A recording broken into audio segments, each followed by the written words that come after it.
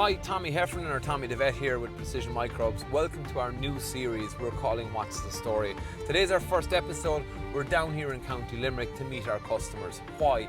Because there's so many interesting stories and people doing great things in agriculture, in equine industry and beyond. So today we're here in going on to Salesian Agricultural College, where we're meeting Principal Derek O Donaghue and Operations Manager Rachel McNamara for a look behind the scenes in the farm and in the college.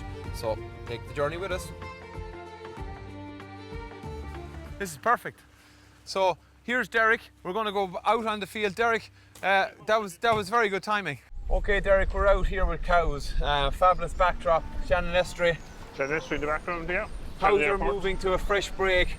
I'm out of breath coming up the hill. It's very soft. It's been a tough spring. Thank you so much for having us down on farm, first and foremost, I suppose.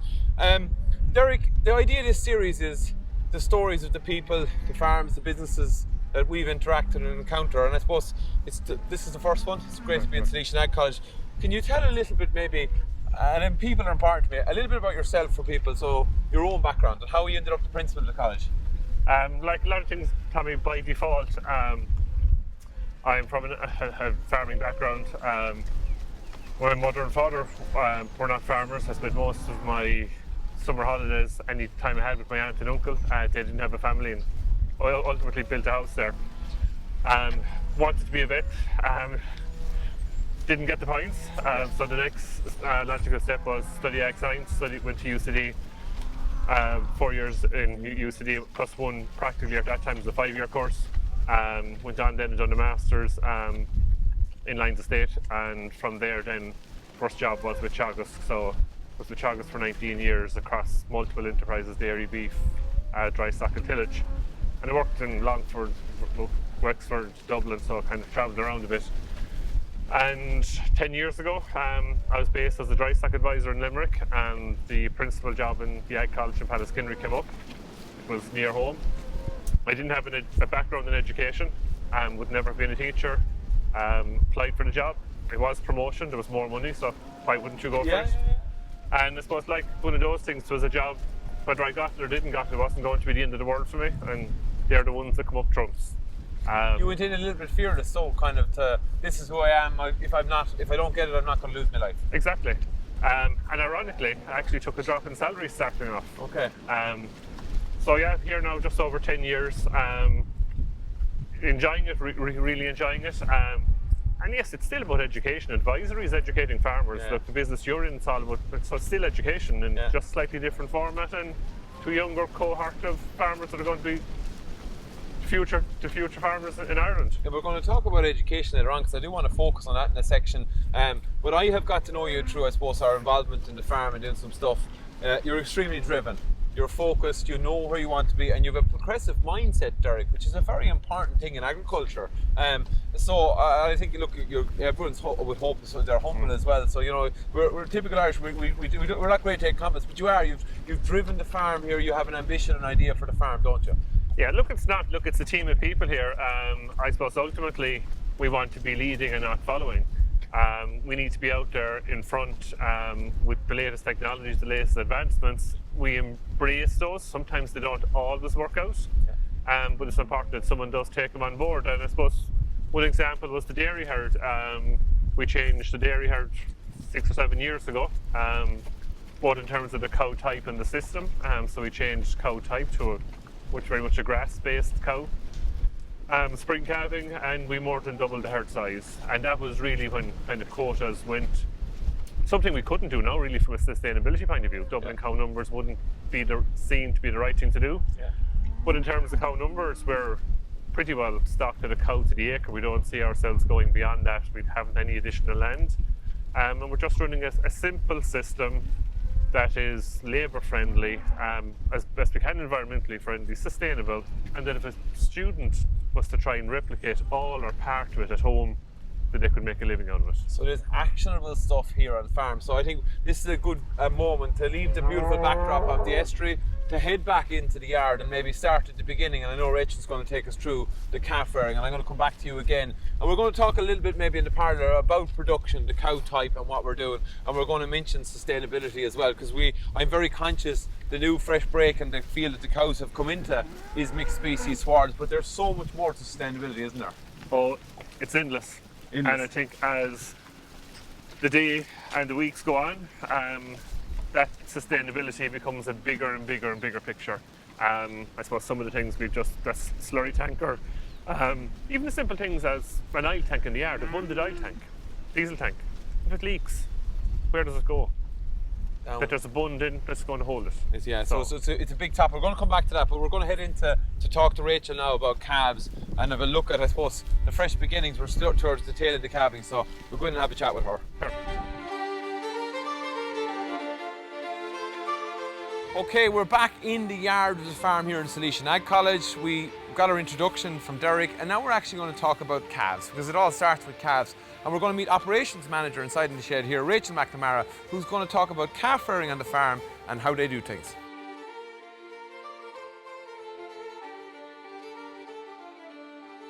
Okay, I'm back here again, Rachel McNamara. Thank you very much. Operations manager, sick of seeing Tommy Heffern down the farm. We're here for a bit more. We were out to field with Derek. We said we'd come in and talk about calves. You're the person to talk about calf rearing here. We are towards the end of spring, probably done a lot of calf rearing. And we'll talk about challenges later on, but we want to get an idea of the system. Tell us about the dry cows here. What's happening here with the dry cows? Yeah, so we are calving here in an open shed on a peat bedding, Tommy. It's great, I suppose, labour saving and very comfortable for the cows. So the cows then feed out the front of the barrier. Once we see a cow getting close to calving, getting sick to calve, we then bring her in to these beds here. You've got 3 calving beds, pens, and I saw you have a little bucket down here. I'm just going to grab this bucket. That's right, So cow starts calving. This is the emergency bucket. This is the emergency bucket. We've got gloves, lube, iodine, ropes, and is this water for yourself or? Sometimes it was the hard calving, Tommy. And something stronger in it. No, that's just for the ear, the calves. So if the calf had a hard calving, just to bring the calf around. Okay. Yeah. How many cows would you intervene with? They typically calve on their own. You've told me. I know I've often talked to you before. Yeah, no, they do. They typically would calve by themselves, and we would leave them to themselves. But if you kind of see a cow restless, not settling, not making any progress, then we'd intervene. Okay. Yeah. So I like this.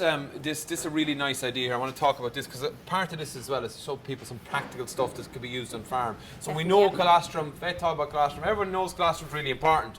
But one of the interesting things here is this fridge and how you store colostrum. Yeah. Will you talk to me, just maybe we'll open up this fridge and you might just talk about what you do. The cow has calved. Yes. What are we doing with colostrum? Yeah, so Grab a bag for us, okay? Perfect, I'll hold the bag, yeah. Yeah, so we would store a supply of colostrum. So there's colostrum available once every calf is born. So we store it in 4-litre bags. We date it, say the 21st to the 3rd a.m. for morning milking. We store 4 litres, and then the 26th here is the quality tested for this colostrum. So show people you're using this refractometer. So refractometer every colostrum sample is tested and marked on here. So your refractometer. So it's only quality. What doesn't make it into the fridge quality wise? It has to be over 22%. Over 22%, okay. Yeah. And the beauty about this fridge is, and I keep saying, I've been harping onto farmers about this, colostrum is your liquid gold. It's twice the fat and protein of normal milk. Bacteria love it, so we don't want overgrowth. So 24 hours in here is max, maybe 48, no? Yeah, 24, 48. Anything over than that, then we would freeze it. Yeah. Okay. So you've done the quality, you're getting it in quickly to calves. Just tell me about this little machine here as well. Yeah, so this is our store and thaw colostrum management system. So we'd pop our bag of colostrum in here and leave it for about maybe 15 minutes to warm to about 40 degrees. Okay, which about by the time you give it again, it's probably back down to body temperature. That's right. Every calf gets stomach tube. I'm going to swap places with you again. Yep. Every calf gets stomach tube. I know the stomach tube is kept in here. I saw you, this is like a cooking show. You were preparing one earlier, taking it out. Yeah. Tell me a little bit about the stomach tube and the administration. We would store the stomach tube in Milton water. So that's just it's always in disinfectant. How often are you changing that? We change that every day on a daily basis. Yeah. So this is a trusty tuber, so it will store 4 litres for you. Then we just set it to the weight the calf is. So if it's 40, just less than 50. So I can be your calf here, Rachel. So, and then your tube is going down into the calf's stomach. So and it won't go down the wrong way. And it won't go down the wrong way. Okay, yeah. So it's easy use. Yeah. So you've got quality colostrum going in quickly, going in cleanly, hitting all those markers. And we're just going to walk in here to this little unit. I think it's a very interesting spot. Yeah, it's kind of a little nursing unit, isn't it? Yeah. So this is our warming box. So once the calf is born out here, we'd move the calf to this warming box. These flaps here are just to prevent any drafts, so you're not worried about leaving the door opened. So once you walk in here then, so you can see our infrared bulbs, it's nice and cosy in here. We have a calf here that was born this morning. So we put collars on the calves and with a number on it, so we know for tagging purposes after when we come back. I see the iodine buckets, so the navel's done. Yeah. They're in here for a few hours. It's lovely and toasty. I love this idea. Obviously, this needs to be cleaned out quite regularly when it's in the peak of spring, aren't you? Yes, in the peak, yeah, definitely. So we definitely cleaned out 2-3 times a week in the peak of spring, with I suppose lime in between then as well. Okay, so Rachel, we're about to go into one of the calving sheds. You've lots of calves here. How many calves? There's 389 calves here at the moment, yeah. And as much staff and beautiful facilities, you're doing everything right, there's still challenges, isn't there? Absolutely, yeah, there is definitely, Tommy. So, I suppose it's important that calves are getting their 6 litres of milk a day. Yeah. Where we have automatic calf feeders. So we're checking them throughout the day to ensure all calves are drinking. Okay. I suppose it's best that if you see a calf off farm, the quicker the intervention, the better. Okay, and some of the things you see with calves traditionally would be calf diarrhea, issues, pneumonia, same as lots of other farms. Definitely, yeah. So previously, I suppose this is my 3rd spring here in the college. Yeah. We would have had 2 tough years with rotavirus and cryptosporidium. But I believe now, I don't want to jinx you, but I think we're well through calving now at this stage. Yeah. You've had a very successful calving season this year. We really have had a very successful calving this year with calf health wise. I suppose this year we made a few changes. I suppose feed and transition milk for 3 days after your colostrum feed to get the best use out of the antibodies from our vaccine programme with the cows. And of course we're going to have a look at the calf shed now. I'm going to claim it's all down to Precision Microbes. Let's walk into the shed and have a look. Just dip my boots because I'm too busy talking. Really important as well, I suppose, when you're moving between sheds, there's disinfection points everywhere, isn't there? Yeah, we have disinfection points at all calf houses, especially when we're working between the calf houses, just disinfect in between. Yeah. Super, let's have a look at some of these replacement heifers. Here we are, Rachel, inside in the one of the calf sheds. In here are the replacement heifers. Yeah, that's right, Tommy. Yeah, so this shed here, we've 100 Frisian heifers in here. Yeah. So as you can see, they've say calf ration available to them ad lib. And we've really seen this week that they've really started picking up on the amount of straw that they're eating. So it's great. You can know, I suppose, I don't know how many calf sheds I've walked into. You just know healthy calves. I was here last year in the middle of when there was trouble. Yeah. And these are a different set of calves, aren't they? Yeah, definitely different. Yeah. So the calves are really happy in themselves. It's great when you walk into a shed and you can't hear any roaring, so it's a good sign. It's a great sign. The calves look well, the calves tell their own story, but I like this as well. It's quite different. There's a ventilated tube, positive pressure ventilation, and if you look on the sides as well, you've actually closed off the shed, so you're controlling airflow, aren't you? Yeah, we have full control of airflow, so I suppose this shed is quite high, so we were, before there was issues, that there was no airflow was the problem, so we've seen a huge difference now since the airflow went in. And one of the things as a company, I suppose, we're working with you on a number of projects. One of the things we were trying to do this year was environmental microbes. We're going to do it next year. We nearly got there, but really interesting shed, and I think I just cannot believe the difference. This is my first time in the shed with the calves since I was here the last time. And I suppose you can't put a value on that, Rachel, when calves are healthy. Definitely not. Time, pressure. Time and pressure. Yeah, I know it's very demoralising when you're doing all the work and things aren't going your way. So definitely, and you know, it's definitely a team effort. We have 2 great students with us this year, Matthew and Amy, and they've done Trojan work as well as Pavel and Dan on the farm with the calves. So I think Matthew and Amy will be taking credit. Automated feeding, making life easier. Automatic feeders, yeah, definitely. So. So we actually opened up the pens, so the calves have full free flow around the shed.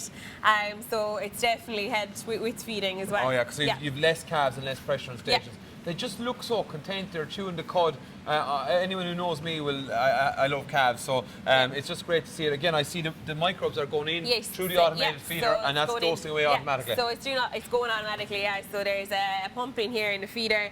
We have a tube in here into our tub of Precision Microbes, and then you know as the calves are feeding, it just fills in here the bowls. There's nothing feeding at the moment, but.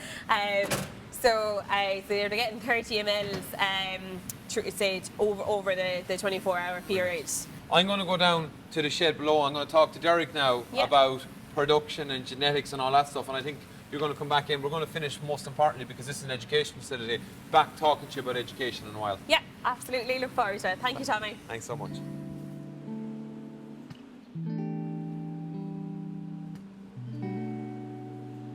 So we finished with Rachel above. We looked at the future of the farm, the genetics, the heifers that are coming through.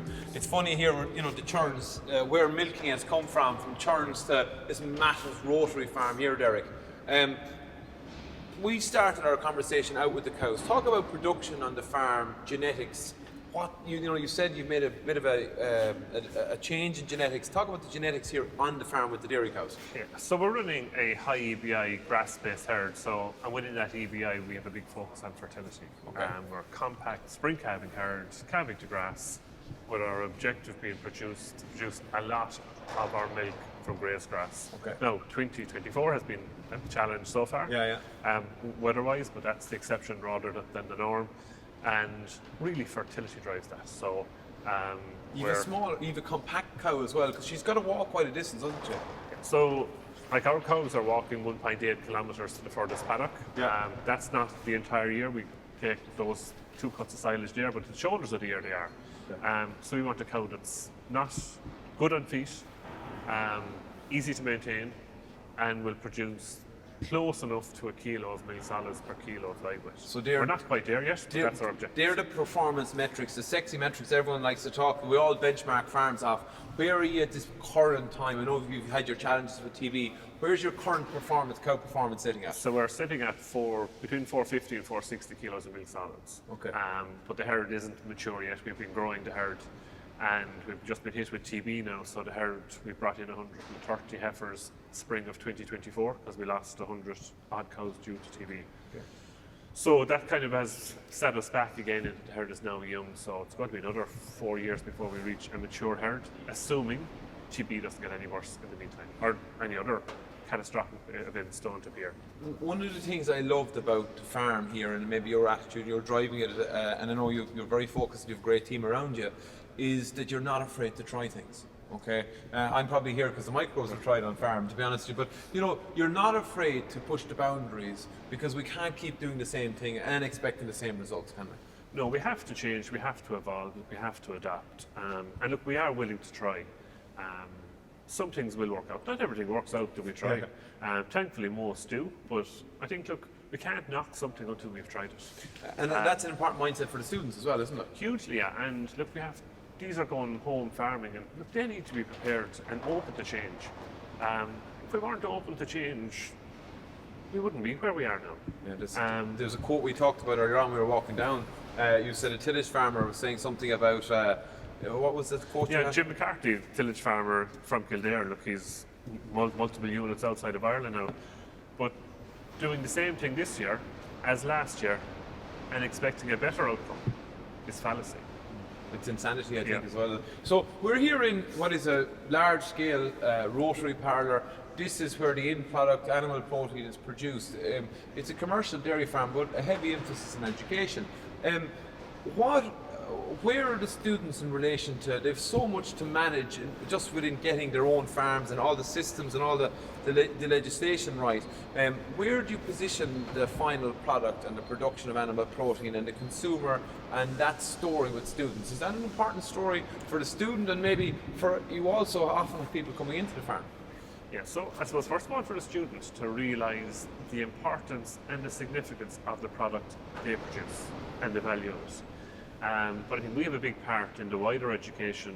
We have a lot of visiting schools, a lot from urban, not all rural, but I think we have a big onus to educate the wider population as to where food comes from and how it's produced. We have a lot of schools right down to junior cert, and from urban areas, given our proximity to Limerick City, but they really don't understand where food comes from, how it's produced, how the milk simply gets out of the cow and into the carton in their fridge for their breakfast. And that's so important to understand, because I think that's the key thing, and I'm an idealist sometimes, and I look and I say, oh, we should be doing this, we should be doing that, but food production fundamentally is hard, isn't it? It's hard, it's challenging. There are so many variables coming at a farmer, weather, disease, financial forces, external. It's challenging, but it's rewarding. Very rewarding. And I suppose I want to talk to you about sustainability. We go outside to talk about that, the S word, but students coming in, where's their appetite for farming? Is it a very positive mindset they're coming in with? I know you're going to say they're leaving with a positive mindset, but where are students nowadays, young agriculture, the future? There's some of them up here visiting to potential students. Where is their mindset? Do you see the young people coming through? Students are coming in with a positive mindset, and when we were all young, we can move the world. I think we need to be positive and encourage that. There's so much negativity in the wider press in relation to agriculture, and if we're negative, they are going to become negative. There's not much of a chance. So we won't talk about negativity and sustainability in the one word. We'll go out and have a chat about sustainability though.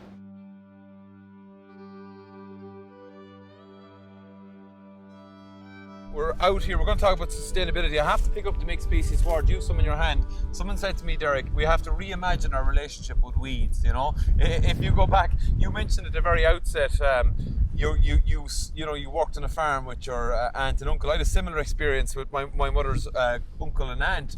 And if you went back years ago to that generation and you showed them, stood in a field here and said, this is the future, they said, that's a field of weeds. Let's talk about sustainability, because you're a signpost farm here, aren't you?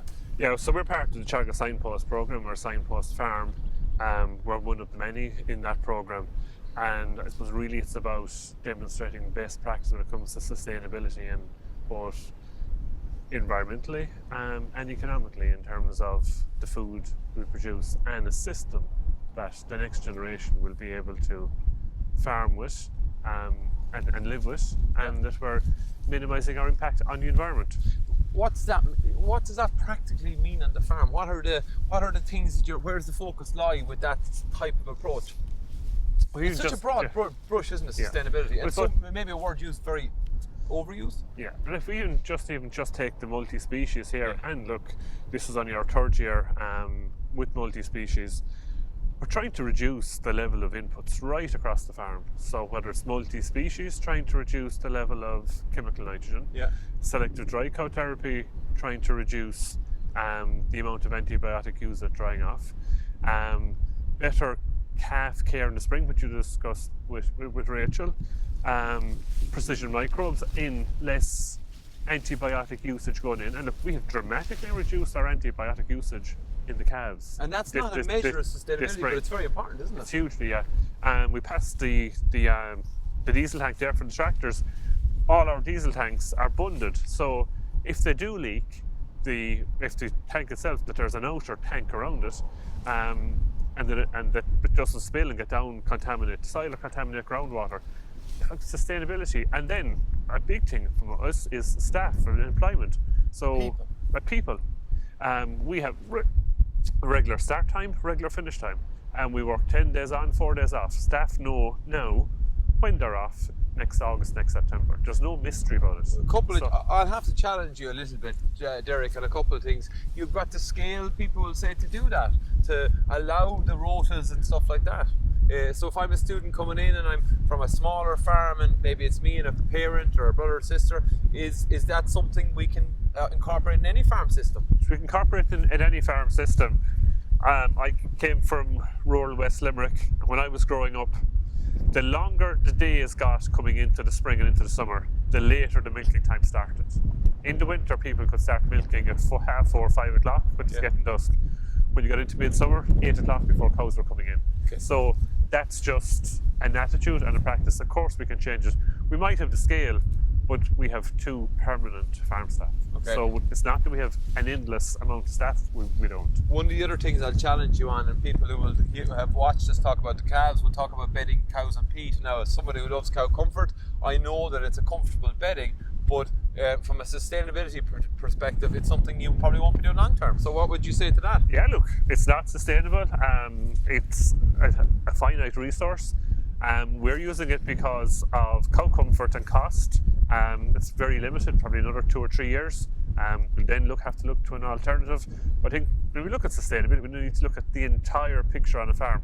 That's one of our least sustainable practices. We know it, we acknowledge it, but it's something we have been continuing with for this year, and we'll probably continue with last year, but it is on the way out. Yeah, interesting, and it's a great, it's an honest, and I think that's what we wanted to do with the series. We didn't want to be doing too much glossy, patting each other on the back. The real world is the challenges that is food production, the ups and downs. It's a full picture in sustainability. I think you're doing so much here. I think it's a wonderful farm, and I think you've all the farm team I've got to know now as well. I think most importantly as well, you're an education facility. So we're going to pop back to the college now, and we're going to have a chat with Rachel about education and what that entails there. Now, sometimes people, Derek, would accuse me of talking slurry, but we were talking sustainability. I want to pop out. I've seen a slurry tanker going out there. We might just go out before we go back into the college. And it'd be a shame to miss the opportunity, and that bit of new tech you're doing out there, you might take us out to the field. Yeah, we'll do. Okay, Derek, I think you said it. This is a good example of that big buzzword, sustainability. It's a very specific example. Can you explain to me today what you're doing with Abby and this technology? I know we're going to go into the tractor in a minute. Yeah, so we've just, so this is a new tanker that we have this year, and there's this very expensive piece of kit up here, which is an NIR sensor, and effectively it's measuring the nutrient content as it comes through that and out into the pipes. So we're measuring the nutrient content of every litre of slurry as it comes through. So do we know what each field has got? It's all linked through GPS on the tractor, so we get yield maps.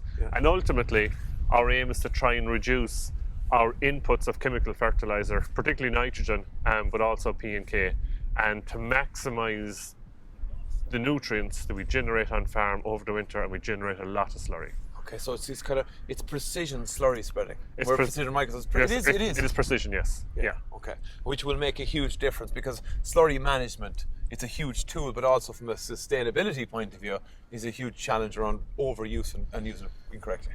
Proper use of it, proper management, proper timing, and then to piggyback on that to reduce the level of chemical inputs. And we're trying to reduce inputs right across the board, whether it's fertilizer, whether it's antibiotics, and this is just another step, another tool in that armory to give us better informed decisions. I'm going to hop up in the cab with Shane and just see what actually is happening inside the cab. I'll do, Tommy.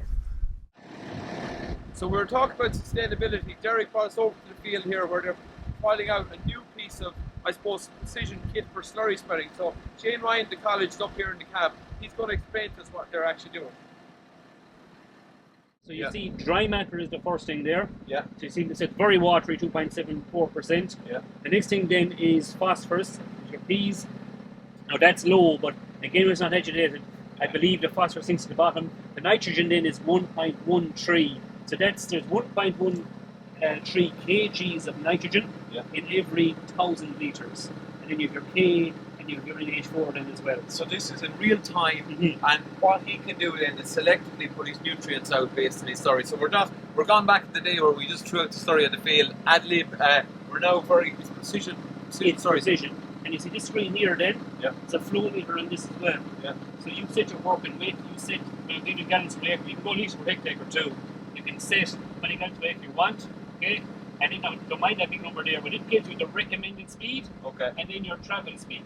Okay. So it tells you if you want 2,500 gallons per acre, you drive at this speed. So if you're watching your speedometer, Yeah. it'll tell you what speed elected to drive at, for what your application is, and then it'll give you an actual speed as well, and that's done through the GPS. So precision slurry spreading, we're precision microbes. So we look at anything that's going to improve agriculture is great. So that's huge to see that. And we just took the opportunity to go into the cab and have a look at it. So thank you very much. No bother at all. That'll be the next phase, Derek, would be the microbes and the slurry, the simple control and treatment group. And to be able to put that side of technology in is clear, because it's all going to be underneath the ground, what we're doing. It's all going to come from the soil up. And that's what we're kind of going to be talking about today, is it's building from the soil up all the way out to human health and what we produce. Or none of us would have a job. We'd all be out of business. You'd be growing crops here. We'd all, well, you'd still be in business. But that's what it's essentially about, is actually linking this story together. Because I think someone was saying to me, they were listening to Joe Duffy yesterday, and it was depressing, about agriculture. Like what we're trying to do with this is kind of bring back people to understand, like, this is what's happening on farm. This is the future. This is an education facility. So the young farmers are coming in here, they're learning, and this is what they're seeing. It's great. Right, so Rachel, we have been on the farm. We have, look, thanks to both you and Derek, we've talked about sustainability, cow production, calves. We saw the cows out in the field. But we're here in an agricultural college, and it's a really good agricultural college. I know you're going to be biased as well, but tell us a little bit about the actual college here itself. Yeah, so we're here in the classroom now, and I suppose this is where all the theory aspects of the course happens. So I suppose what happens in theory we put into practice then on the farmyard. So we run many courses here. Students have the opportunity maybe to join, say, the level 5 course first, and I suppose that's an overall introduction with dairy, beef, machinery, and then in second year then they'd specialised to do the dairy advanced certificate, or they could do the machinery course, say, on our full-time courses. So when are the students? So I'm a young student. I'm doing my leaving cert now. Actually, with someone I'm down there today, having a look around. When do I need to be thinking about applying? How do I apply? What do I need to do? So on our website, www.salesianag.ie, the link there for registration is available, and we're taking students at the moment through that registration link. Okay, finally, you're a teacher, right? Yeah, you're from a farm. You're very passionate about farming. How important is it to be involved in the industry, to be teaching? Do you love it? Yeah, I do. I really enjoy it. So I'm course coordinator for the level 5 students. So it's really nice. It's a lovely way of meeting people throughout the country as well, and hear the different stories from where those students come from and what farms they have at home as well. So a bright future ahead. There is definitely a really bright future ahead. I suppose we have a lot of students coming through the door. Our distance education course is quite busy as well, and as well our machinery courses as well. Yeah. Listen, this is the first of our series of going out. What's the story? Meeting the people, and I was delighted that I was down here in the college, Salesian Ag College today with yourself, Derek, and the other members of the team were in the background. We met Shane on top of the tractor as well. Yes, continued success. Thank you very much for your time. It sounds like it was about half an hour, but we're here a bit longer. You were all brilliant. It was all one take, and Mike behind the camera did a great job as well. So delighted to end our first series here, and thank you, Rachel. Yeah, thank you very much for coming. We're delighted to have you. That's it from a windy hill here in Pallaskenry, County Limerick at Salesian Ag College. You're looking out in the college, the cows are heading in to be milked. We absolutely enjoyed our day with all the team at Salesian Agricultural College. In Precision Microbes' new series, What's the Story?, where we meet our customers. We're delighted to be working with Salesian Ag College, and thanks to everybody for their continued support, whether it be calf, silage, slurry, whatever products you're using. Join us next time for our next video before I get blown away, and our cameraman Mike. See you later. Today we're going to meet another customer, Kevin O'Hanlon. He's managing a dairy farm here in County Wexford. This is what we do. I'm not saying it's right, wrong or indifferent to you from your point of view, but this is what we're doing. Oh, no, look, it's bent, it's bent. Go away. I'll get in the big section, I went to get in the small one.